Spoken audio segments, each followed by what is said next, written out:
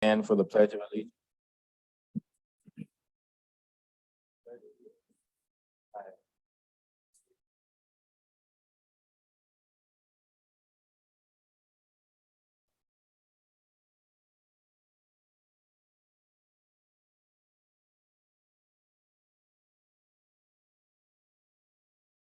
Thank you.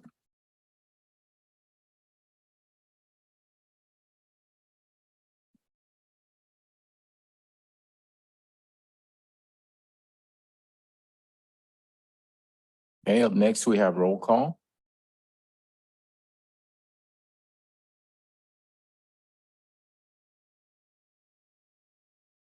Ms. Martinez. All counselors present and Counselor Hensley previously requested to be excused. Her absence is an excused absence, and Counselor Vigil is absent, but his absence is unexcused. Thank you. Up next, we have the agenda approval. Councilor Griego. I'll make a motion to approve the agenda as presented and to excuse both of the counselors. Yes, I second. Okay, we have a motion and a second. Any further discussion? If not, please start voting.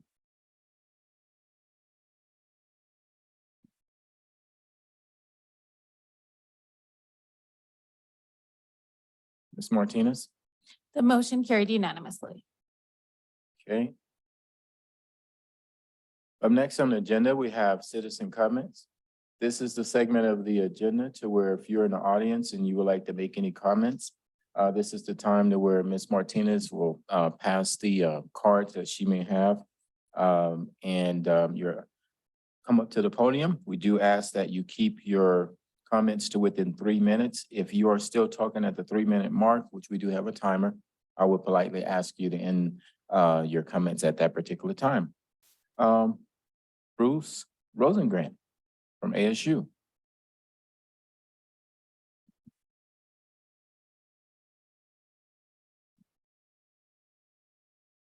Bruce Rosengren, Vice President, Adams State University. Distinguished guests, members of council, Mr. Mayor. The Adams State University men's and women's track and field teams competed at the NCAA National Championships 2 weekends ago in Pueblo. Proud to say, for the record, that the Grizzlies brought home 2 individual national championships, one in the triple jump and one in the 5,000 meter run, both for the men. Mr. Mayor, the Grizzlies cannot be stopped, We have officially run out of trophy space at Plocky Gym. We're gonna need some help with that. But in rewind, and we really want to thank the city. We're very grateful for your support and all that you do for Adams State University. Over the course of the last year, we had 2 team national championships, one in cross country women and one in indoor track women. We had a runner-up men's track team in indoor track, 3rd place men's track at the outdoor championships. If it wasn't for an official's error, possibly a 2nd place finish. I also want to note that our wrestling team won the regional championship for the NCAA. So let's look back. We had 8 individual national champions this year, 31 All-Americans. And Adams State continues to be very proud to support or be supportive of the city, of the Valley. And in closing, Mr. Mayor, again, we hope to bring home more hardware, but go Grizzlies. Thank you. Thank you very much. Go Grizzlies. Okay. So I don't have any other cards to present. So what we're gonna do is go to the Zoom participants and see if we have anyone on Zoom who would like to make any comments at this time. Ms. Martinez, can you give instructions? Yes, sir. If you're on the Zoom app and you want to speak for citizen comment right now, you'll use the raise your hand feature in the bottom of your screen. If you're on a telephone, you'll dial *9. Mayor, I don't see anyone raising their hands. Okay. All righty. So since we have no hands raised on Zoom, we'll come back to the agenda. We'll close out the citizen comment. Once again, congratulations to ASU. So that brings us down to the next item on the agenda, consent calendar A. Counselor Daniel, Mayor, I move that we approve consent calendar A. Second it. we have a motion and a second. Any further discussion? If not, please start voting.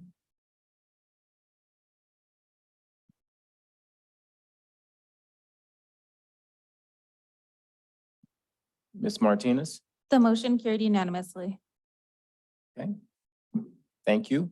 That brings us to the next item on the agenda, presentation from outside agencies, annual update from one of our outside funding partners, the Veterans Coalition. You could come up to the podium. Appreciate it.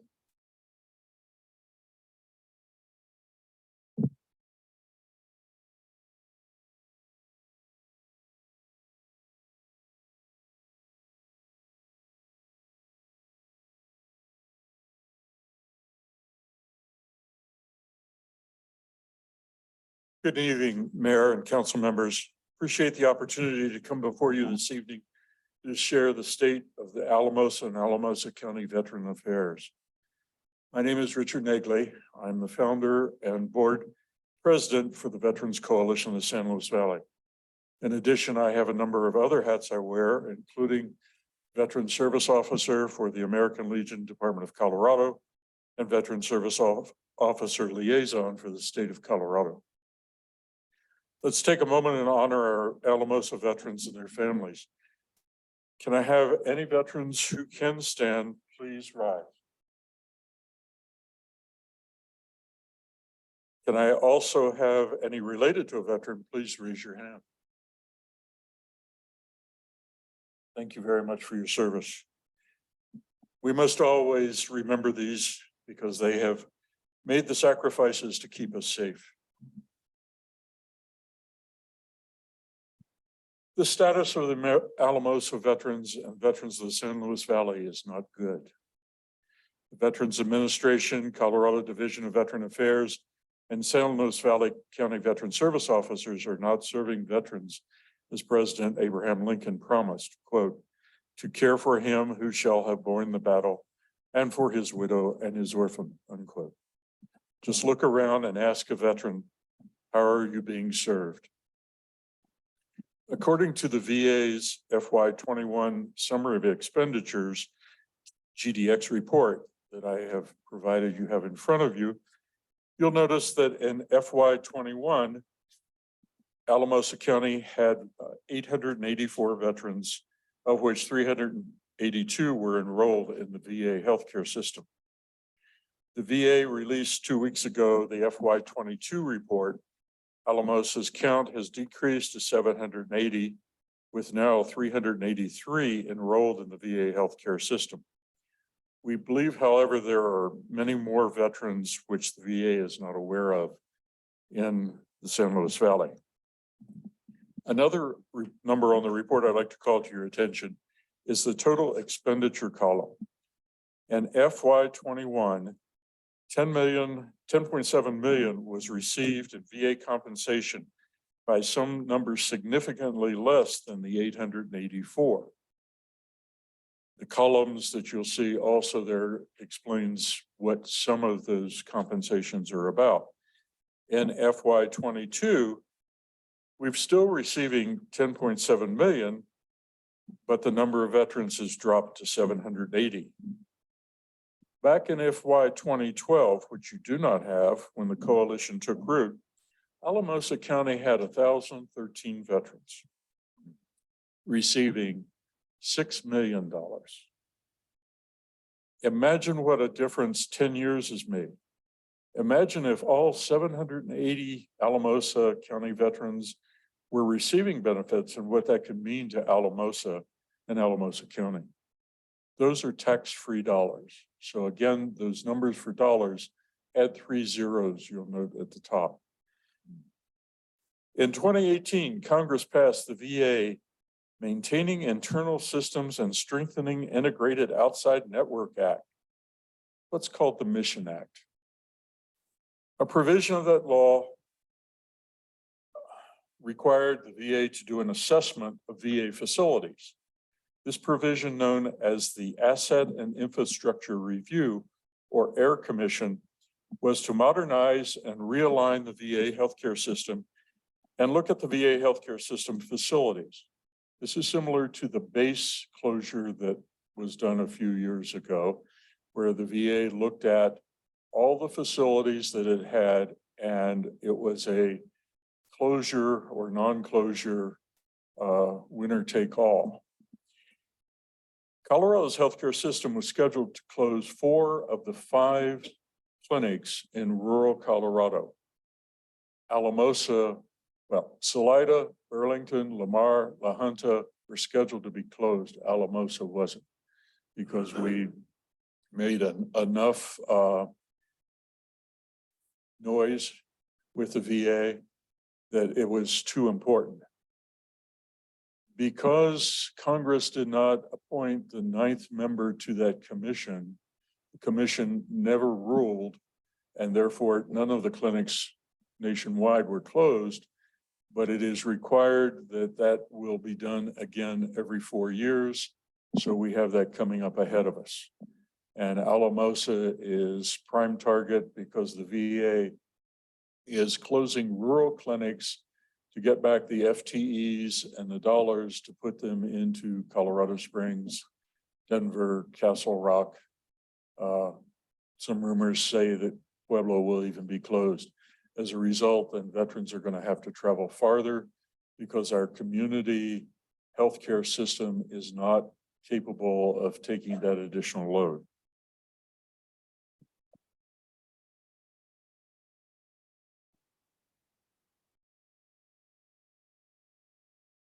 Colorado revised statute mandates that every county will have a veteran service officer or share one. The individual is a veteran contracted by the county for 2 years. Quote, "It is the duty of Colorado Veteran Service Officer and his or her assistant to assist any resident of the state of Colorado who is a veteran or their surviving spouse, administrator, executor, guardian, or conservator, or heir of any said veteran, or any other person who may have a proper claim by the filing of claims for insurance, pensions, compensation for disability, hospitalization, vocational training, or any other benefits which such person may be entitled to receive under the laws of the United States or the state of Colorado." That's CRS 28-5803 duties. In addition, the Colorado Division of Veteran Affairs shall provide satisfactory supervision, direction, and assistance to all Colorado Veteran Service Officers, and shall provide such services and facilities to the county veteran service officers as may be determined by the division to be necessary. That's 28-5707 duties of the Colorado Division of Veteran Affairs. Last year, the Division of Veteran Affairs restructured throughout the state into 5 regions, with 1 state veteran service officer designated to work with each of those regions to get to know and understand the special needs of that particular region. This is still a process under development. And as of this month, that 5 regions have now been divided into 7. It just was too much of an overload for 5 individuals. The Division of Veteran Affairs also provides grants to county veteran service officers and other qualified veteran service organizations to further serve veterans. The Veteran Community Living Center at Home Lake is one such organization. This year, Home Lake received $31,000 for 60 TVs. This next year, they will be receiving $92,000 for a pavilion. This year, Alamosa County received $62,000 for veteran assistance and transportation. Hasn't been decided how much they've applied for and will be granted this coming year. While La Puente received $40,000 for veterans assistance. Those were the only grants well, there was another grant for 15,000 in Castilla County. Those were the only grants that were awarded out of $1 million pot that the state gives to the DVA, Division of Veteran Affairs, to manage. The Veterans Coalition was founded about 15 years ago because the healthcare services in the Valley were virtually non-existent. The VA could not maintain a doctor or primary care in the Alamosa Clinic. Veterans had to travel to Denver, and it was a serious burden for most veterans. The coalition worked with the Valley's Board of County Commissioners to bring these issues to the VA's attention. Today, the coalition is a nationally recognized nonprofit serving veterans, including a nationally accredited veteran service officer. Since its beginning, the veterans have turned to the coalition as the resource for resources and the safety net for those that have tried everywhere else. The VA and Colorado Division of Veteran Affairs also turned to the coalition for information on the status of rural veterans. We're proud the coalition can take calls for assistance from Alamosa veterans, especially since some of the veterans report County Veteran Service Officer is AWOL. In closing, I'm honored to stand here this evening. I've been a hopeful person and believe in our bright future. The coalition will work with anyone who is serious about solving problems to move Alamosa and the veterans forward. Don't get me wrong, I'm not naive. Over the last 15 years, veterans have faced historic challenges and seen the consequences of political decisions. The prevailing take now seems to be that things will get worse. Fatalism is in vogue as people wonder aloud whether America's best days are behind her. I would like to reject that idea. We cannot mistake pessimism for intelligence, and we must never forget who we are and what veterans have done. We live in a special place. Our beautiful valley has played host to so much progress because of our unbreakable, hopeful spirit. On May 31st, 1907, President Teddy Roosevelt said, quote, "I believe in the happiness that comes from the performance of duty, not the avoidance of duty. But I also believe in trying, each of us, as strength is given us to bear one another's burdens," unquote. As the world grapples with big challenges and asks itself tough questions, our duty is to roll up our sleeves. The coalition appreciates being added to the town's radar and uses those funds to help Alamosa veterans and to keep the doors open. But this gets harder every year. I'll borrow a phrase from the Ripon Forum when saying, never forget. You're telling a veteran you appreciate everything they've done for our country. Let's show everyone the cure for cynicism is competence. Again, thank you, Mayor, council members. I'll take any questions. Thank you so very much. Councilor Griego? I didn't have any questions, but I wanted to first start off, Richard, by thanking you and the coalition for what you've done for veterans. I attended those meetings when they were talking about the clinics closing and you said the loudness, you brought a lot of loudness. You brought a lot of stats, you know, and I think that's what changed a lot of those people's minds, you know. And we're still at the edge. After visiting with them, they told us, yeah, you're right at the edge. You still have to do a lot more work to make sure that these clinics stay open here in Alamosa in the Valley. You know, to have veterans, now I think they're building something in Colorado Springs, but prior to that, to having to travel to Denver, it's a hardship. And regardless if they provide vans or whatever they provide, it's a hardship on veterans, you know.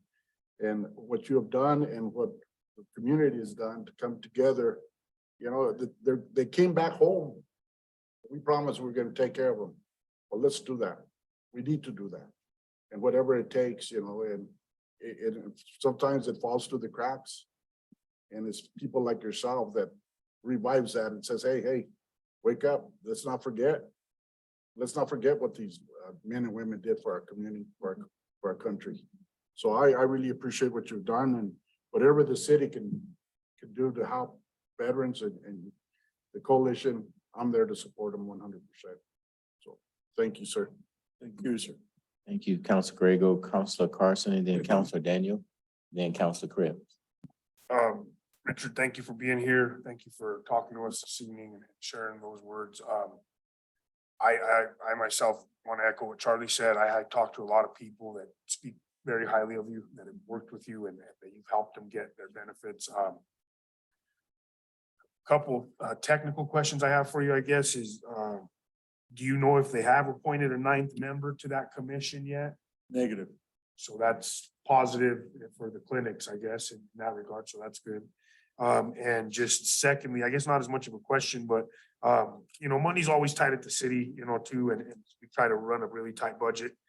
And that being said, you know, but that being said, always feel like, you know, can approach us if there's issues that we may be able to help with, like Councilor Grego said, you know, we can't really afford to lose some of these services. We can't afford to lose the service you guys are providing.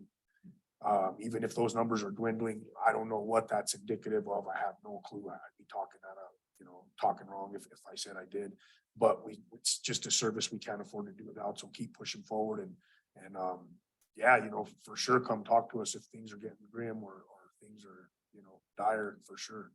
We appreciate that, sir, and we appreciate the freedom to use the money to keep the doors open. We can get grants and do get grants for things like gas cards and food and travel and repair on cars and things. The VA's grant program, though, will not provide any funds for administrative cost. So, you know, I've got food cards for veterans and we give those out, and transportation capability in addition to the vans. If you have your own vehicle and need gas card, we've got a city market gas card, which can be used to loaf and jug. We just can't keep the doors open.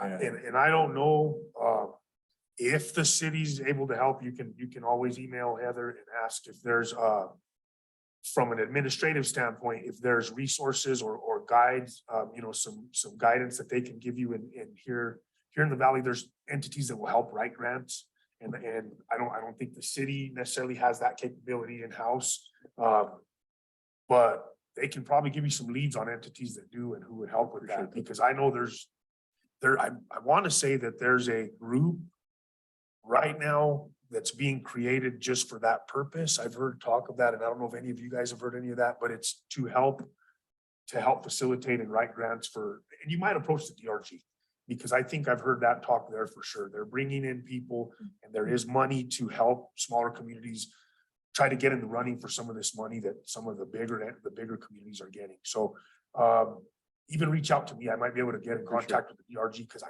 pretty positive I've heard talk of some grant writers that are coming in to do pro bono work or to help guide people in that direction.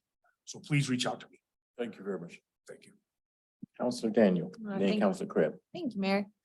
Richard, thank you so much. Thank you for sharing your information and presentation. And thank you for the service you gave to our country when you were in active duty. And thank you for the service you still continue to give. It's humbling how much work, time, effort, and energy you've given to our community and to the veterans you serve. So thank you for that. I did want to let you know, and we mentioned Craig when it was earlier, but I'm working with Staff Sergeant Craig Rowolf, and there will be a mental health first aid specifically for veterans coming up in August, for sure, in the lower Arkansas Valley. And I know you all are connected, and we can do that here in this valley as well, and making sure that that continues to happen and providing support. So when veterans are experiencing mental health concerns, other people can help recognize that and help provide the support that is needed. So that's going to be available in the community as well. And I really appreciate your numbers and your data. I don't know if you hear the work you do to make sure we get accurate information, to make sure the VA hears accurate information, and that veterans are represented with the truth and not a feeling someone has somewhere. I just really wanted to say thank you for that. Thank you, Counselor Daniel. Counselor Cribs. Thank you, Mayor. I echo their sentiments. I take it to heart. It's because I thank you because it represents my father, it represents my brothers. And looking forward, it's going to represent my son and my daughter who are currently in the military. So what you're doing now is laying the groundwork for the future generations that will be coming up into that and needing those services. So absolutely anything that we can do to help support that, especially keep us informed about possible closures and just let us know.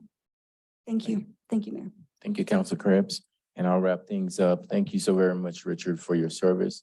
Thank you for inviting council to show up to the events when you have key members of the military in town that you feel that should see our presence, where you see Councilor Griego show up quite a bit as well.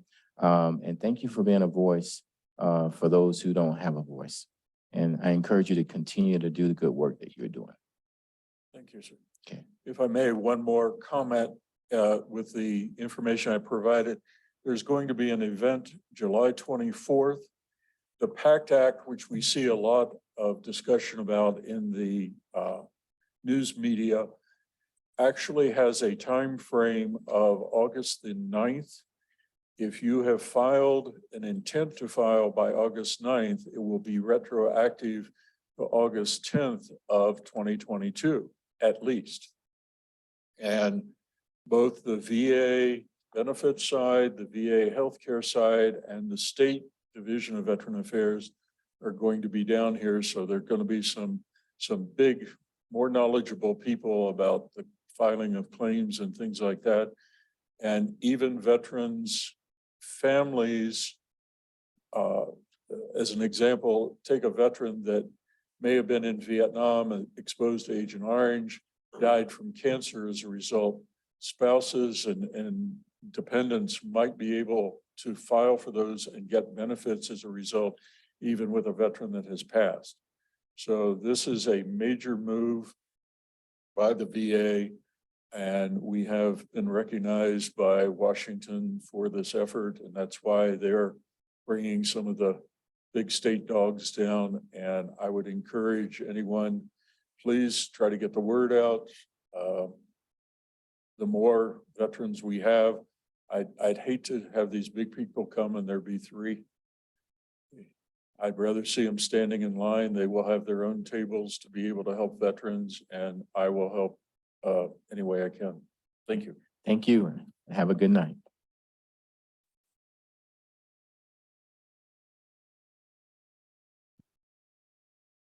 All right.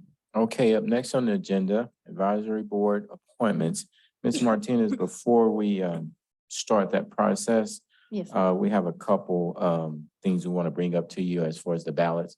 I Okay. think Council Krebs identified something and Council Griego identified something as well. I just noticed, Holly, under the homeless applicants, that I didn't have a ballot for Rob. So he withdrew from the homeless application, because, Okay. yeah, he sent it in an email, so I took him off. All right, thank you. That was my only one, Mayor. Thank Okay, you. Council Griego? One of the interviewees for the library board wasn't on there, but she corrected that. She put the, Yeah, I gave you a new ballot for Yeah. that one. that's fine. Thank you. You're welcome. Eric, can I ask a question? So one of the candidates for the HPAC committee works for the organization I work as the COO for. Do I need to abstain from that vote? No, I don't think that's a conflict. I Okay. mean, if you think that your judgment is impaired, you could, but I don't see a conflict. Thank you. Do you want me to provide the background? Hmm? Are you ready for me to provide the background of Yes, this? if you could. Okay. Mhm. Okay, so you guys did your annual recruitment. We sent out mailing in the April mailings. And then you guys have interviewed 2 times, so Wednesday, May 17th, and today, June 7th. We had quite a few applicants. So for HPAC, you had 3 applicants. 2 of those are new and 1 was an incumbent applicant. Homeless Coalition, you have 7 positions available. You had 4 of those who already serve on the Homeless Coalition reapply. And then you had 2 new applicants for that board. Library Board, you have 2 vacancies and you had 7 applicants total, I think 7 or 8. And then 2 of them are requesting reappointment, so they already serve on the Library Board. Planning Commission, you had 1 position available for Ward 4, and only the person serving on that board currently is reapplying. For Rec Board, you had none of the current members request reappointment, and you had 2 new applicants. Tree Board, you have 3 vacancies, 2 regular positions with 1 alternate, and you had no members that are currently serving. They did not request reappointment, but you had 3 new applications come in. The Cattails Golf Course Advisory Board, that's voted on by members, and they did their voting. And then the 4 that, they had 4 that requested reappointment, and then they had a new one come in. But the ones requesting reappointments are the ones that were voted on by the members. So you have ballots in front of you for all those boards that need voting. The ones that have no one else applying, you can make a voice motion to reappoint those or appoint them. And then Golf Board, you need to make a motion for that one as well, accepting the membership's votes.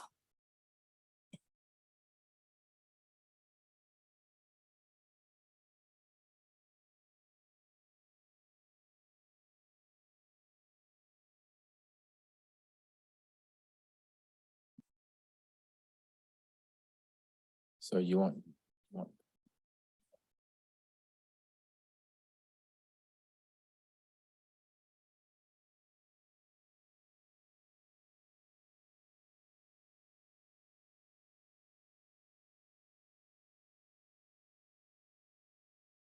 Holly, did you want that motion before or after this? After I get your ballots back.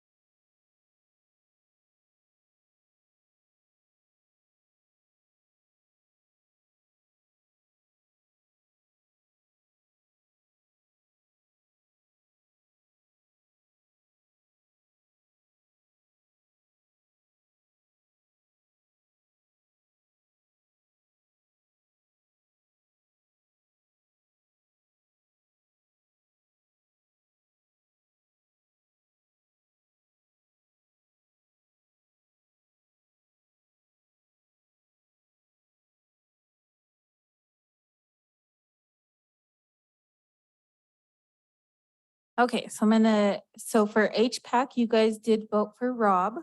So Rob is going to be appointed to HPAC. Rob Orringdorf. For the Homeless Coalition between Trina D. Herrera and Jonathan Norris, you guys have voted for Jonathan Norris to be appointed to the community rep. And for Library Board, you will have to vote again on your second one, but Jamie Guile is one you guys did appoint. And then the second one, you guys have a tie between Scott Nelson and Rhonda Sanchez. So if you guys can vote again.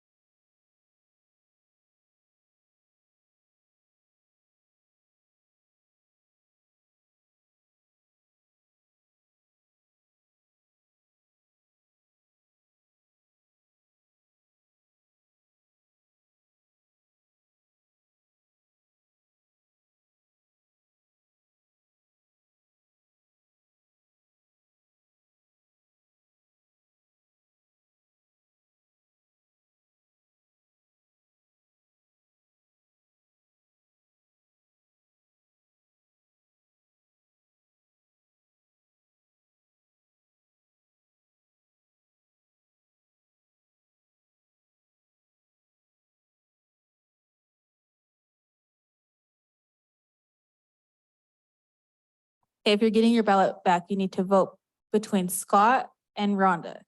So if you can mark it like on the side.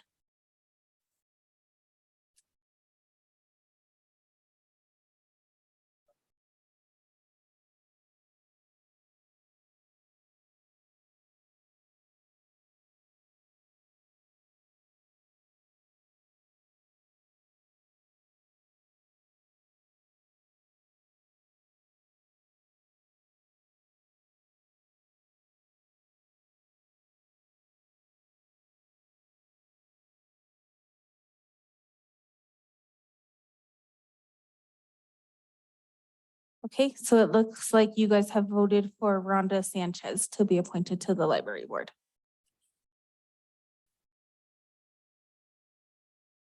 And then for Tree Board, you have appointed all three with Jamie Guile serving as the alternate position. So if I can get you guys to make a motion for all these appointments, I'll read them back to you. So HPAC, you have appointed Rob Orringdorf. Homeless Coalition, you're appointing Sienna Gallegos for the youth rep, Elizabeth Rivera for veteran rep, Kylie Sowards for mental health rep. For your community representative, you are appointing Jonathan Norris. For Library Board, you have appointed Jamie Guile and Rhonda Sanchez. For Planning Commission, you're reappointing Sandra Ortega for Ward 4. For Rec Board, you guys have appointed John Adams and James Slovak. For Tree Board, you have appointed all three members, Amy Brenneman, Ken Shawcroft, and Jamie Guile, with Jamie Guile serving as the alternate. And then for the Golf Board, you're reappointing Eddie Valdez, Greg Hackett, Tom Hershey, and Lonnie Rogers. Yeah, I'm good. Hey, Council Grego. I'll make the motion that we do those appointments. Councilor Daniel. I second the motion to appoint the slate that was read. Okay. We have a motion and a second. Any further discussion? Okay. If not, start voting, please.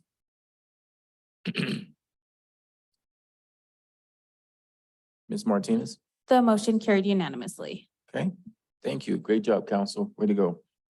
And thank you, staff. Okay, that brings us to the next item on the agenda. We have the second reading and public hearing for ordinance number 8-2023. Approval of template for IGA for subcontractors for other governmental agencies to subcontract under the city's agreement with the Denver Dumb Friends League for animal impoundment. Thank you, Mayor. This is in front of you because it's an intergovernmental agreement. This template would be used for agreements between other local governments who are using the Dumb Friends League. And it's really to try to simplify that process. We don't know when those desires arise and when another governmental entity wants to use that shelter. And it would be easiest if we used this template agreement, which is based on the agreement that we currently have in place with Alamosa County, to just bring in whatever other entities come up as they come up. And this would give Heather the ability to enter into those agreements so long as they are substantially the same as the template agreement. Just really a streamlining operation. Okay, so we'll go ahead and open up the public hearing for ordinance number 8-2023. The approval of template for the IGA for subcontractors for other governmental agencies to subcontract under the city's agreement with the Denver Dumb Friends League for animal impoundment. If we have anyone in the audience who would like to make any comments, please come up to the podium in regards to this ordinance and the public hearing. Okay, so I don't see anyone in the audience coming up to the podium, so we'll go ahead and open it up to those who are on Zoom. Ms. Martinez, if you could give them instructions of how to raise their hand to be recognized to participate in this public hearing. Yes, sir. If you're on the Zoom app and you want to speak, you'll use the raise hand feature in the bottom of your screen. If you're on a telephone, you'll dial *9. Mayor, I don't see anyone raising their hand. Okay, I don't see any hands either. So we'll go ahead and close the public hearing, Ms. Martinez, and we'll bring it back here to council. Councilor Carson. Mayor, unless there's any concerns or comments, I would move that we approve ordinance 8-2023. I second. We have a motion and a second. Any further discussion? Not? Please start voting. Ms. Martinez? The motion carried unanimously. All right, great. Thank you, council. All right, that brings us to the next item on the agenda, committee reports. Do we have any committee reports? Councilor Daniel? Thank you, Mayor. I You're welcome. attended both the Homeless Coalition as well as the Alamosa Housing Authority. The Homeless Coalition continues to work on their marketing outreach and strategy campaign. And we have a lot of homework that is due before our meeting in July. So we're not going to meet in June. And we will meet in July and really have a good, hopefully, grip on how we're going to do some of our marketing and outreach and the information we're going to share with the public. With the Alamosa Housing Authority, they continue to do great work and are working with the state on more vouchers when those open up because of some budgeting issues, as well as working to do a formalized evaluation process with a consultant. And that is really exciting. I think it's definitely the first time they've done it with the current group of folks that they have both on the board and in the team. And so they are really wanting to make sure they have a strong leadership and a good strategic plan. And I think that's going to be really helpful for them. Awesome. Thank you, Councilor Daniel. Councilor Krebs? Thank you, Mayor. At the recent meeting for the library board, they're very excited. The surveys that they developed to go to not only patrons of the library, but also to people that don't use the library services to find out what's needed, what's wanted, things of that nature. That's going very well. They're starting to have a presence at the Summerfest. They've had a presence at First Fridays. And so they're just trying to get out there as much as they can so we can incorporate it. But all the surveys across the board have been very well received by the general public. And looking forward to a really robust summer program that the library is developing, not just for the children, but for the teens. There's an adult reading program to challenge yourself over the summer. And they got some grant funding to do some outreach over the summer at, I want to say Zapata Park by the Boys and Girls Club. So they've got some extra help on that. So all hands on deck for that. So it's going really strong and I'm really excited about what they're coming up with. Okay. Thank you, Councilor Krebs. All right, that brings us to staff announcements. Ms. James? I don't have any announcements this evening. Okay, I just have one. I just want to okay. remind you guys that the dinner with the county commissioners is on Monday at 6 PM and it's going to be at the golf course. at the golf course. Okay, thank you, Ms. Martinez.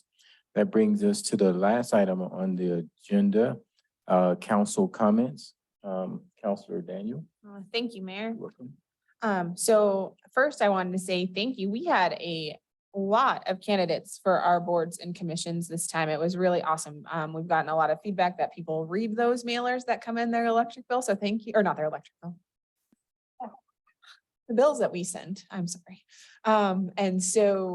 Just really want to say thank you for that and the announcements that have been in the paper. I would like, so since there were so many applicants and people were excited and we couldn't obviously choose everyone, when you call them, Holly, or talk to them, please encourage them to attend the meetings that are open to the public because so they can still be involved. They can still provide feedback at those meetings. They can still see what's going on, even if they're not appointed to the board. I think that's really important for them to hear. Also wanted to say I really appreciated the council retreat that we had last weekend. I feel like it was a really good time, both with council as well as with staff. So thank you for all the time, effort, and energy. And really appreciate you all covering for Heather while she's out on vacation. So that you're doing a wonderful job because things haven't blown up. So good, good job. Good job. And then just a question, Holly, I'm not sure if we can do this, but in the future on our voting forms, could we see who the incumbent is? I know we had it on the forms that we had in there, but could we see it on the voting forms? Would that be possible? Okay. Okay, Counselor Griego. Yes, thank you, Mayor. Just real fast, I wanted to give an update on the Alamosa Veterans Memorial Park. We had a race last Veterans Day. This coming Veterans Day, we're gonna do it on the 4th instead of Veterans Day. And July 8th, we're having a car show. And we're hoping to make some money off of that. So far in the bank, they have $67,117.43. They did ask me to ask the city if it was possible to get, those little poly carts that you put out throughout so that people can throw the trash in it. If the city would provide 10 of those poly carts so we could throw the trash in that. And I don't know, that's usually I brought it up to Heather and she was gonna look into it, but it's something just so they don't throw the trash all over the place. And I know that when they came to us, we couldn't give them no money, but we were gonna do a lot of in-kind stuff to help them out. So hopefully we can do something like that. No, they're gonna have this car show over at the Alamosa County parking lots out there. So that's something that they asked me to bring. Secondly, I would like to wish City Councilman Carson a happy birthday. Today's his birthday. Happy birthday. Yeah. Happy birthday. And that's all I have, Mayor. Okay, thank you. Counselor Krebs, did you have your light on or no? Okay, all right, so wrap things up. Yep. Okay, all right, thank you. So I'll wrap things up. I just want to thank all of the staff and all the participants who participated in this weekend Summerfest event. It was a greatly attended from what I understand, so really glad for that. Chief Stone and I had an opportunity to go to the different businesses that employ some of the firefighters who volunteer for the city of Alamosa. We got an opportunity to thank those businesses, and that was a real fun day. So thank you so very much, Chief Stone and also Chief Dunn Thompson. I have to make sure I add both of them, but it was Chief Dunn who went out there, but Chief Stone was also supportive. Also would like to thank council for a successful retreat that we had this weekend. And it was a real great event. And also happy birthday to Councilor Carson. Okay, with that being said, this meeting is officially adjourned.